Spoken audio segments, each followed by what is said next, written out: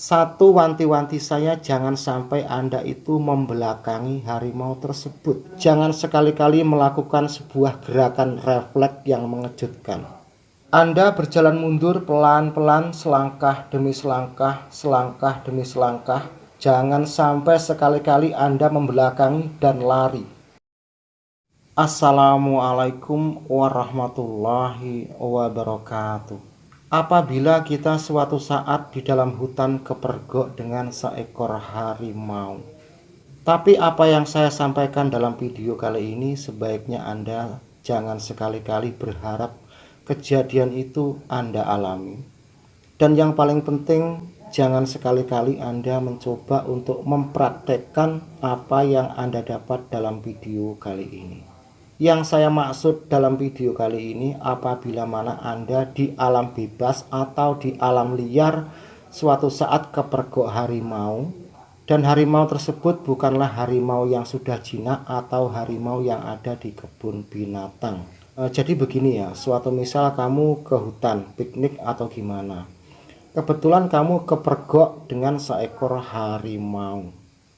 Nah, Anda perhatikan, di saat Anda kepergok dengan seekor harimau liar dimanapun Anda berada, yang pasti Allahu a'lam, sekali lagi Allahu a'lam. Tapi ada beberapa cara yang bisa diupayakan, siapa tahu Tuhan masih mempanjangkan umur kita. Apabila mana kamu sedang kepergok, satu, wanti-wanti saya jangan sampai Anda itu membelakangi harimau tersebut. Sekali lagi, jangan sampai Anda menyingkur atau membelakangi harimau tersebut. Kenapakah demikian? Seekor harimau liar bila mana dia melihat cengal atau punggung makhluk lain, maka harimau tersebut timbullah naluri yang kuat untuk menerkam. Yang kedua, jangan sekali-kali melakukan sebuah gerakan refleks yang mengejutkan. Suatu misal Anda mengambil apa itu atau gimana, atau teriak. Sebisa mungkin tenangkan hati Anda ya. Sekali lagi, sebisa mungkin tenangkan hati Anda. Yang pasti saat itu harimau tersebut menatap Anda dengan tatapan yang tajam. Anda pun seharusnya juga ikut menatap matanya dengan tatapan yang tajam. Serta tatapan pandangan Anda jangan sampai lepas ke wajah harimau tersebut, terutama ke arah mata. Apabila saat itu Anda kepergok, Anda memegang benda-benda apa, benda itu Anda jatuhkan. Di saat Anda kepergok, Anda langsung tatap. Benda apa yang ada di tangan Anda, jatuhkan semua. Tentunya di saat Anda menatap, mata Anda lelah dan memaksakan untuk berkedip. Berkediplah. Tapi tatapan tersebut arahkan betul ke mata harimau tersebut. Anda berjalan mundur pelan-pelan, selangkah demi selangkah, selangkah demi selangkah. Tapi ingat, rasa takut dalam hati Anda tahan. Jangan sampai sekali-kali Anda membelakangi dan lari. Apabila Anda membelakangi dan lari, itu artinya Anda melakukan sebuah perbuatan yang fatal. Terus Anda mundur selangkah demi langkah, selangkah demi langkah, menjauh. Tentunya harimau tersebut pelan-pelan pun akan meninggalkan Anda. Anda jangan lari dulu sebelum harimau tersebut benar-benar jauh.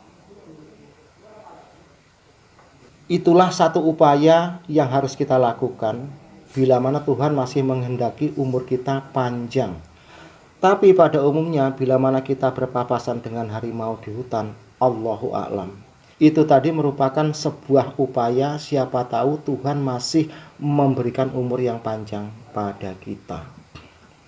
Yang selanjutnya, apabila Anda masuk ke dalam hutan, ada beberapa hal yang harus Anda persiapkan. Paling tidak Anda harus membawa sumber api yang mudah menyala seperti korek ya.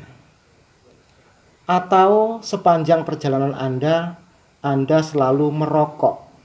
Rokok tersebut jangan sampai mati. Dikala Anda merokok, aroma rokok tersebut pasti menyebar kemana-mana. Apabila di situ kebetulan memang ada seekor harimau sebagai penunggu hutan tersebut, tentunya dia dikala mencium aroma bau rokok, dia pun menjauh. Kalau kucing itu takutnya dengan air, tapi kalau harimau itu takutnya dengan api. Jadi kebalikannya ya. Harimau tidak takut air, tetapi harimau takut dengan api. Dulu pada tahun 1988 saya berada di Indragiri Hilir.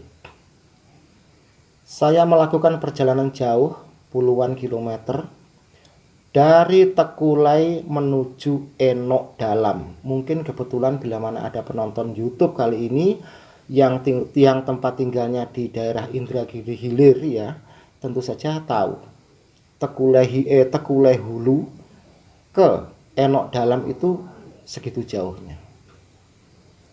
Bahkan saya pun sering perjalanan dari seberang Tembilahan ke Enok Dalam jalan kaki.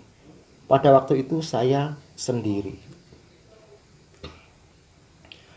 Sepanjang perjalanan saya selalu menyalakan api. Blarak ya. Blarak itu saya bakarkan, di situ kawasan perkebunan kelapa. Banyak blarak kering. Saya bakar sepanjang jalan. Nanti kalau blarak itu sudah mati, saya terus merokok sambil berjalan. Dan korek api itu pun tak lepas dari tangan. Terus beberapa saat kita harus berhenti istirahat sambil merokok atau membakar apalah yang bisa dibakar di situ. Sebaiknya Anda membawa jenis petasan ya. Jadi kalau masuk hutan, Anda bunyikan petasan 1 kali, 2 kali. Petasan itu kan suaranya mengejutkan, dan di situ kan ada debaran api. Pasti dia setelah mendengar petasan dan mencium aroma petasan itu, dia pun segera pergi. Waktu itu perjalanan saya dari seberang Tembilahan ke Enok Dalam itu jauh sekali. Sampai di tengah-tengah menjelang senja. Dan perjalanan itu saya lanjutkan di malam hari. Tentu saja waktu itu saya selalu menyalakan obor dari daun kelapa kering. Jadi harimau itu sangat takut dengan kobaran api. Perlu Anda ingat, harimau itu takut dengan kobaran api. Nalurinya akan selalu tergugah bila mana dia melihat punggung atau cengel makhluk lain. Sekali lagi, konten video kali ini jangan sekali-kali Anda sengaja untuk memperagakan. Umpamanya Anda sengaja pergi ke hutan terus berharap kepergok harimau. Oh jangan ya, jangan. Ini tadi bila mana suatu saat kita dengan tiba-tiba kepergok dengan tidak sengaja atau di luar dugaan. Oke, semoga Anda tidak mengalami kejadian yang sudah saya ceritakan dalam video kali ini. Jangan lupa Anda untuk subscribe, tolong dijempol dan tekan lonceng. Wassalamualaikum warahmatullahi wabarakatuh.